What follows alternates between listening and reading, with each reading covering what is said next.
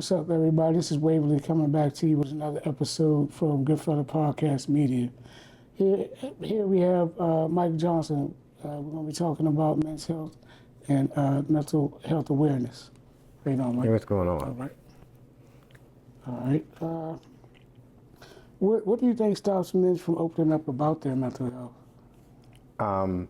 One of the things that I think men stop is because being judged. You know, as men, we're supposed to be strong and we're supposed to be the ones to help provide. And it's kind of hard to go to people sometimes and be like, hey, I'm having this problem.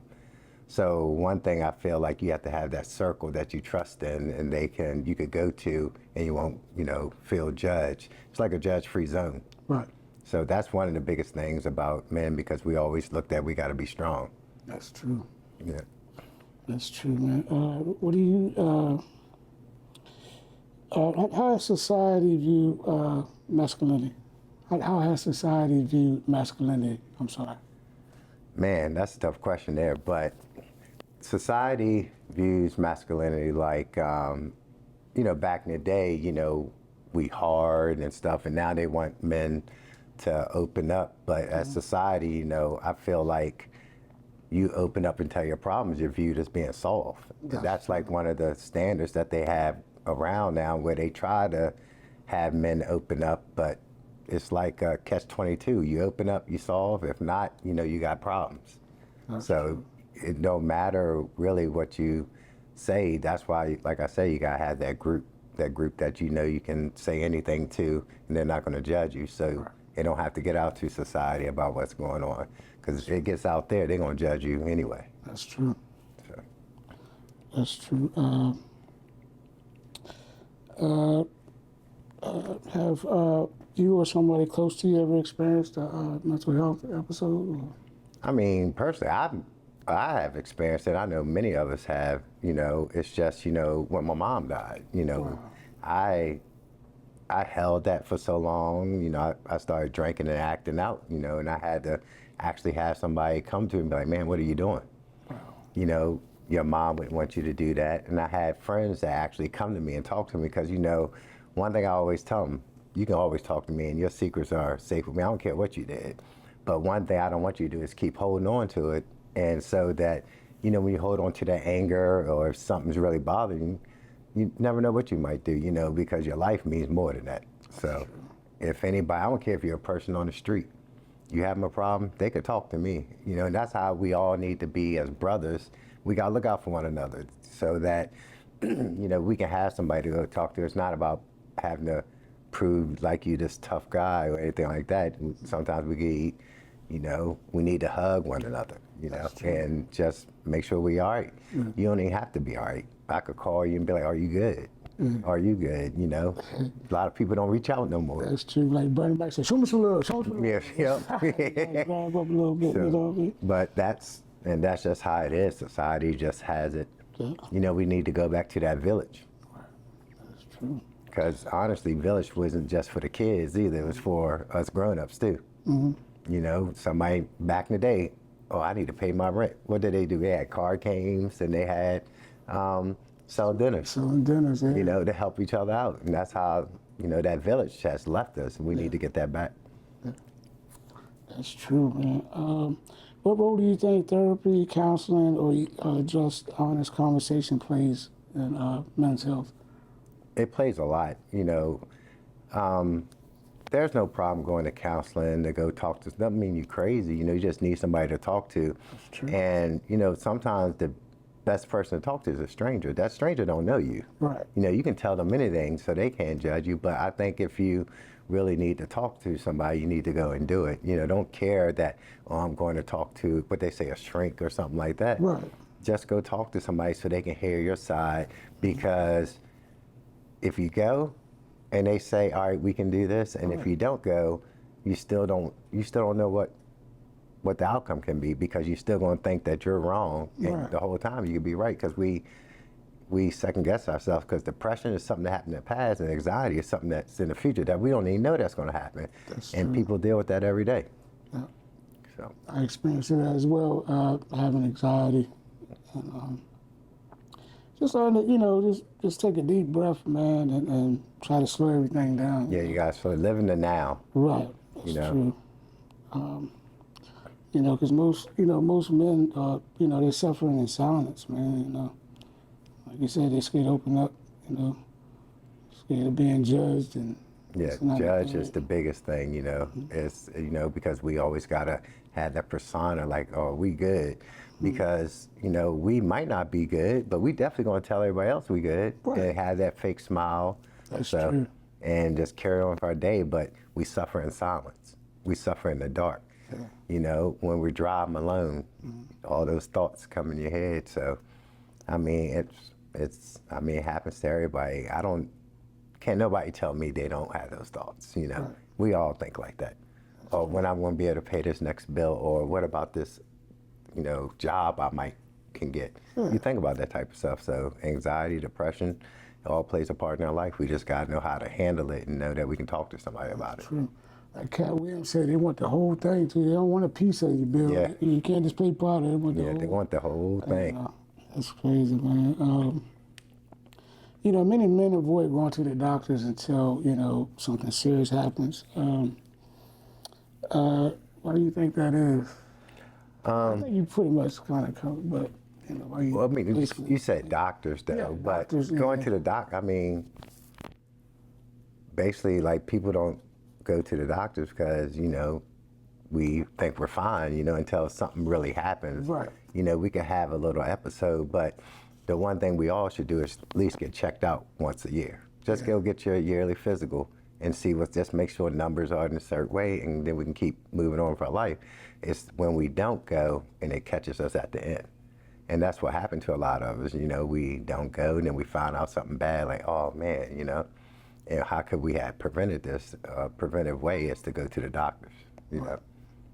So. That's true, man. I'm sorry, excuse me. So, you know, how can men balance, you know, physical health, work, and family, you know, without being burnt out? So I can say that you just got to set a schedule and stay with that schedule because, like, far as me, when I went on my journey, one thing I had to make sure is that I make myself a priority. You know, you got to take care of yourself because if you ain't taking care of yourself, then you can't take care of your kids or your wife or your family, friends, brothers. So you go ahead and take care of you got to put yourself first because one thing about it, you can put that job first, which we all have to. But once you leave that job or you pass away, God forbid, they're going to replace you. You know, you're just a number. Right. You know, so make sure you take care of yourself and do what you have to do and just write a schedule to do those things, you know, and that's how you can balance it out. You know, you don't have to be like all crazy with it, but just say, hey, all right, I'm going to take 20 minutes this day to do this 20 minutes on Wednesday and just live by that. You know, just to put yourself first for 20 minutes out the day. Right. So. That's true, because if you're no good to no one else if you're no good to yourself, you know. That's why true. it is best to, you know, look within, you know. Most people look for, you know, outside, you know, entities, well, not an entity, but an environment to blame as opposed to taking accountability, Yeah. you know, stuff for themselves. You know, that's true. How can schools and, you know, communities or workplaces better support men's health? Probably just like far as schools, probably college have some classes, you know, they have these health fairs, which I know some of them do have mental health, men's health, brochures and little expos. So, you know, sometimes we just got to get out to them because they do have them there and, you know, and just go and see what it is, you know, just because, you know, you go to some places, you feel like somebody trying to sell you something, you know, but just go in there with the thing that you're just going to listen and see what it is. And, but they're out there, you just have to look for them. That's true. That's true. I'm sure it is a lot of resources out. Yeah, it's a lot of resources out. And, you know, now you have the internet, but you just got to, you know, with AI out there now, you got to make sure you're looking at the right stuff. But That's true. That's true. The AI is definitely taking over. yeah, the AI is taking over. If you could share one message, with young men about taking care of themselves, mind, body, and spirit, what would that be? The one message I would say is that put yourself first. Love yourself, self-love, self-care, because when you have that self-love, self-care, then your love for other people is greater. Give yourself grace. That's one thing that all of us don't do. We don't give ourselves grace. We give everybody else grace, but not ourselves. Just make sure you give yourself grace and know what you need to do for yourself. That's true. I think it was like about a month or a couple months back, you did a marathon or something like that? I did a 5K. 5K marathon? Yeah. You care to talk about that? Yeah, so one thing I wanted to do, because, July 1st of 2024, I had my hip replaced. Wow. And that was from, just not taking care of myself and doing things I shouldn't have been doing and letting it go for so long that they told me how to get my hip replaced. So after I got my hip replaced and was cleared, I asked the doctor, what can I do? He said, you can do whatever you want. The only thing you can't do is run a marathon. That's what he told me. I said, all right, I'm going to run a 5K. So I started training. Right. So I did this program, this 8-week program to learn to run, because running was different with a new hip and stuff like that. And I trained. It was 3 days a week that I had to do this running class. And that day came to run that 5K. I was so nervous. Wow. And I completed it. I went there for time that, hey, I'm gonna do a 5K in 45 minutes. Right. That was my thing. Right. And I told myself I wasn't gonna stop running. I'm gonna keep running, but I made it under 40 minutes, and that was it was a accomplishment. It was a lot of emotion when I crossed that line, but wow. It was something that I was happy that I did, so I kept, on the path that I had chose. It's a major accomplishment, man. So. Major accomplishment, man. You're doing a, I don't know if you're almost finished now, but the 365, yeah. Is it a mile a day or? No, it's a workout challenge, 365 days, to where I work out every day. Okay. And the biggest point about it is just make sure you move every day. So when I first started, I weighed 319, and I was walking and riding a stationary bike. And then after my body got used to me walking and stuff, I incorporated weights back. And I just make sure I keep going. I could be, and that's where the self-love, self-care, and holding yourself accountable come in. If I was sick, I still did something. I went outside, I'll walk a mile. If I had to run, I'll go run. But, I try to walk 3 miles, try to get at least 10,000 steps a day, and then I lift weights. I'm on day 292 today. That's great. Yeah, it's 292 days straight without missing a day, and I'm still going to 365 days. That's great. And I'm down 100 pounds. That's great. Man. Yeah, so that's the journey, is that if we just get back in ourselves, and stay consistent and disciplined, because you can have all the motivation in the world. Right. You can be motivated sitting on the couch, but you just got to have the discipline and consistency to keep going. That's true. And now it's just like, it's not even a chore anymore. Get up, do what I got to do, and done with it. It's like part of my life now. So, that's good. And that's where you wanted to get at, to create a habit. Yeah. So, are you into becoming maybe a personal trainer, or? Yeah. So I went ahead and got certified to be a CPT and a nutritionist, and I started a business called BST Solutions, which is my handle name with blood, sweat, tears, because my journey was all about blood, sweat, and tears of getting to where I wanted to be at. And so I was doing it for myself, and I wanted to learn more. And so I went and got certified and got my certified professional trainer, and also got the nutrition so that I can start helping others, because I'm proof that it works. Yes, And it's not about being on this strict diet start now, because I see people all the time that want to, even I did it, January 1st, I'm going to lose weight. So you get so strict and have all these salads and stuff, and it's hard to maintain that. So I try to teach people ways they can still enjoy food and still eat what they want, but just in portion controls and how to add a little bit more stuff into it so they can be successful and don't feel like they're starving themselves. Yeah. And I show you what you can eat if you go out to a restaurant. You know, you still can have your steak, you can have your vegetables, you know, instead of getting that baked potato or mashed potatoes, get a sweet potato, you know. So I just try to help people out that way also. Because it's not hard, it's just being consistent with it. Right. Yeah.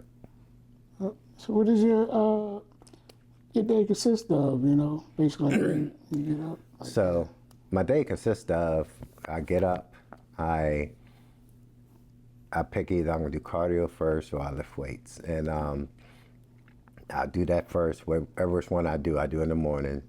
And then about a couple hours, because you know I'm still working, I'll either do, because I put a gym in my house. And so I lift.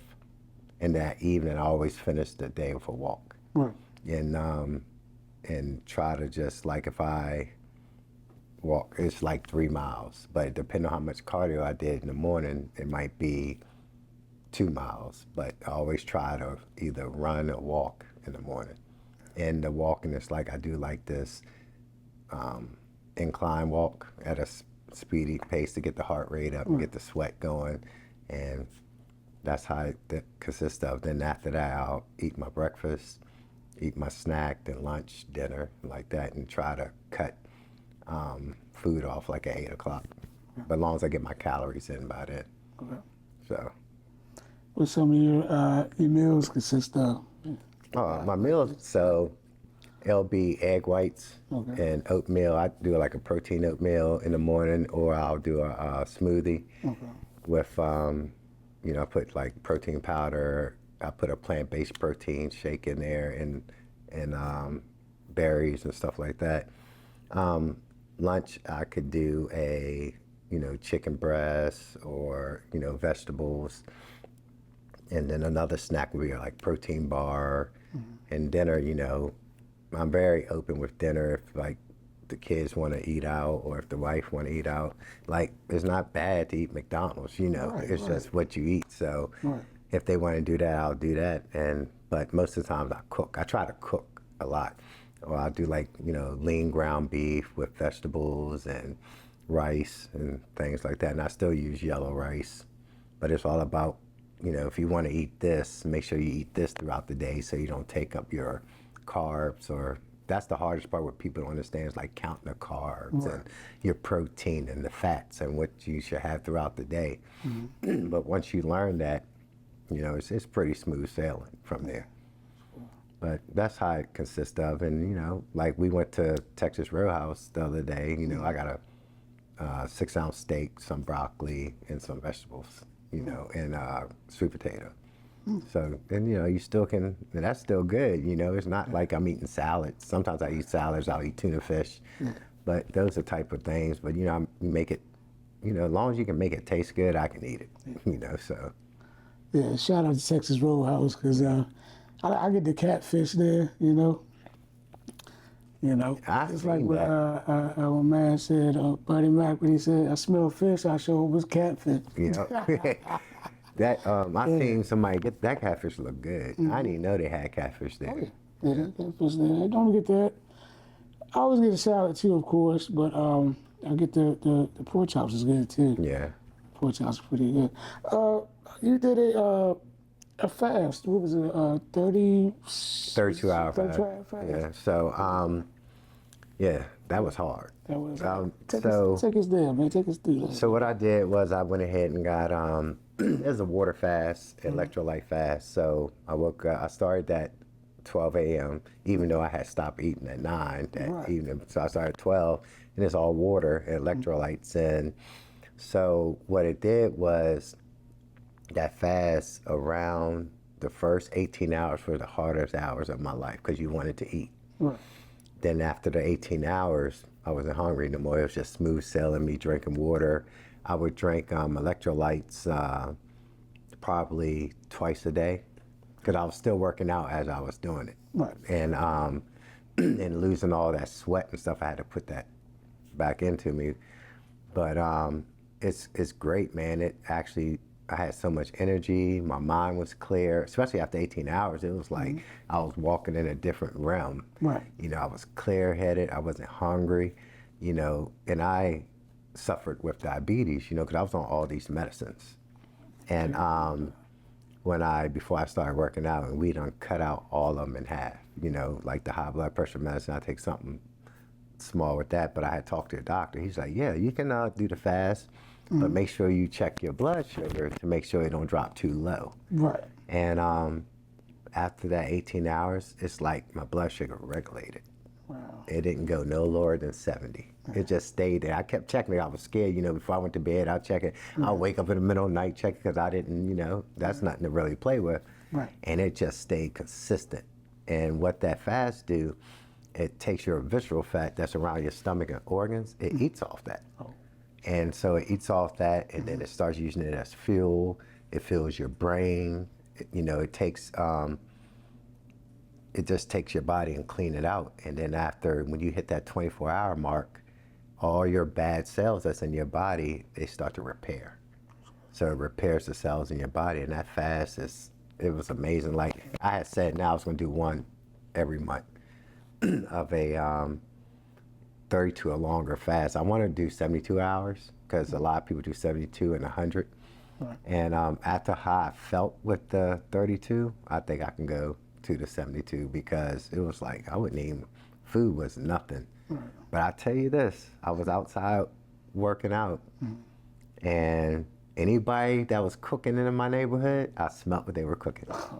I could tell you what they had on their plate or whatever. That's what it was. It was you smell everything. Oh yeah. Yeah, but it opens up all your senses though.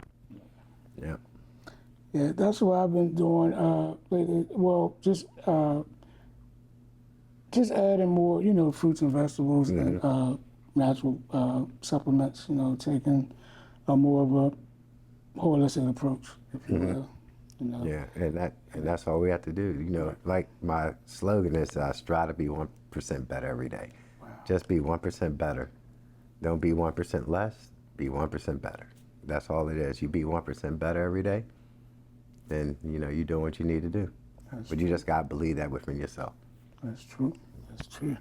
Shit, we get up out of here, but I see you got the Commanders game on. Oh, yeah. I'm a Commanders fan as Yeah, I well. know, So what do yeah. you think about the game tonight? What do you think? What do you think's going on? Oh, we're gonna win. You know, I think it's gonna be a good game. Yeah. But I just I don't see the same outcome as last year. We waited till like the Hail Mary and stuff like that. I think we're gonna beat them and move on. Me too. I don't think we're going to need a Hail Mary to decide. Right. Marshawn Lattimore, 2.0 Yeah. coming out tonight, you said. So we'll see. They might be shy town, but they're going to play us country boys or something. I can tell you that. Mm-hmm. Yeah, yes, indeed, man. Well, Mikey, I appreciate it, man. Oh, problem. before we go at it, how can someone reach out to you, like as far as like is So for you can message me on Blood Sweat Tears. It's Blood SWT Tears on all social platforms, and you can send an email to bstsolutionscorp@gmail.com. Okay. So, but it's Blood Sweat Tears everywhere. Blood Sweat Tears everywhere. Thank you, though, man. All right, man. Appreciate you, man. Appreciate you. See you. All right. Very good.